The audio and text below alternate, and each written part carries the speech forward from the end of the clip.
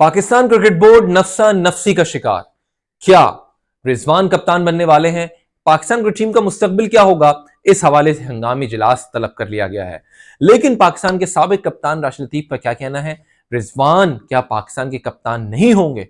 तो फिर कौन होगा? और अगर वो कप्तान नहीं होंगे तो क्यों नहीं होंगे? पर जी, पाकिस्तान क्रिकेट टीम का एक हंगामी इजलास तलब कर लिया गया है और यह हंगामी इजलास जो खबरें आ रही हैं वो 22 सितंबर को हो रहा है।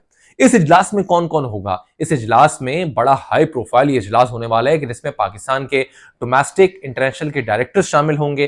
पाकिस्तान के जो दोनों कोचेस हैं, गैरी किस्टन और जैसन गिलेस्पी, इनके साथ अलग अलग यहां पर इजलास जो है वो किया जाएगा। इसके अलावा पाकिस्तान के जो क्रिकेट डायरेक्टर्स हैं वो इसमें शामिल रहेंगे और पाकिस्तान के सीनियर प्लेयर्स इस इजलास में शामिल रहेंगे। इस इजलास का मुद्दा क्या है? इस इजलास का ऑब्जेक्टिव यह है कि जो पाकिस्तान क्रिकेट टीम का फ्यूचर है उसको तय किया जाएगा। जब फ्यूचर तय किया जाएगा तो लामौला तौर पर पाकिस्तान के कप्तान का नाम सजेस्ट किया जाएगा।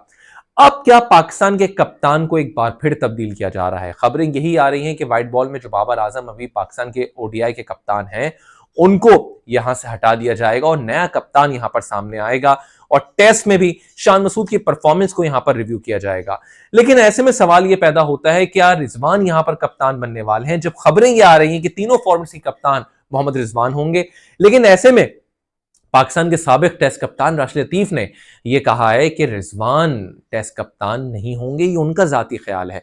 राशिद लतीफ का कहना यह भी है कि रिजवान को अभी तक कप्तानी की ऑफर नहीं हुई है और इससे पहले जब रिजवान को कप्तानी की ऑफर हुई थी, बाबर आजम जब कप्तान थे, तो रिजवान ने यह कहकर मना कर दिया था कि वो बाबर आजम की पीठ पर छुरा नहीं घोपेंगे और अभी भी उनके ख्याल में रिजवान यहां पर कप्तान नहीं होंगे। उसका एक बहुत बड़ा रीजन जो है उन्होंने ये भी दिया है कि पाकिस्तान में अगर आप देखते हैं बैटिंग कंपनीज जो हैं वो अलाउ नहीं है और ये जो बैटिंग कंपनीज हैं मुख्तलिफ वेबसाइट्स वगैरह इनकी शामिल हैं और ये जब आती हैं तो काफ़ी ज़्यादा ये पैसा लेकर आती हैं। आपने पीएसएल में भी देखा होगा, एक कंपनीज जो थी मुख्तलिफ नामों से यहाँ पर मौजूद थी, लेकिन मोहम्मद रिजवान ने मना कर दिया था कि मुल्तान सुल्तान की टीम का स्पॉन्सर कोई बैटिंग कंपनी नहीं होगी और यही वजह थी कि मुल्तान सुल्तान की टीम में किसी बैटिंग कंपनी जो कि स्पॉन्सर हो सकती थी वो नहीं थी, क्योंकि रिजवान ने यहाँ पर कदम लिया था, बल्कि कदम बढ़ाया था और इस बात से उन्होंने इनकार कर दिया था।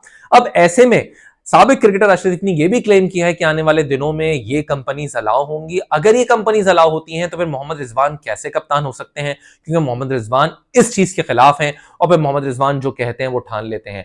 अगर वो क्रिकेट बोर्ड के खिलाफ चले गए इस मामले पर और अगर ये चीजें अलाउ होती हैं, क्योंकि इसमें काफी पैसा इन्वॉल्व है, और अगर ये कंपनीज अलाउ होती हैं और मोहम्मद रिजवान मना कर देते हैं, बोर्ड के खिलाफ खड़े हो जाते हैं, तो बोर्ड के खिलाफ कैसे चाहेगा कि बोर्ड मेरे सामने कोई ऐसा प्लेयर आ जाए जो मेरी बात के खिलाफ चला जाए? तो इस बात में भी वजन है कि फिर मोहम्मद रिजवान कप्तान नहीं होंगे और फिर अगर मोहम्मद रिजवान कप्तान नहीं होंगे तो कौन कप्तान होगा? क्या फिर पाकिस्तान क्रिकेट बोर्ड शान मसूद को ही कप्तान बरकरार रखेगा कि जिनके हाथों हमने ऑस्ट्रेलिया से शिकस्त खाई और फिर बांग्लादेश से शिकस्त खाई है? क्या पाकिस्तान क्रिकेट बोर्ड चाहेगा कि शान मसूद ही लॉन्ग टर्म में कप्तान रहे? क्या पाकिस्तान क्रिकेट बोर्ड चाहेगा बाबर आजम को भी ना हिलाया जाए, फिर उनको भी व्हाइट बॉल की कप्तान ही सौंपी जाए और उनके अलावा किसी को ना दी जाए? क्योंकि अगर इन दो के अलावा आप देखते हैं तो पीछे आपको कोई नजर नहीं आता, आगे कुआं पीछे खाई है।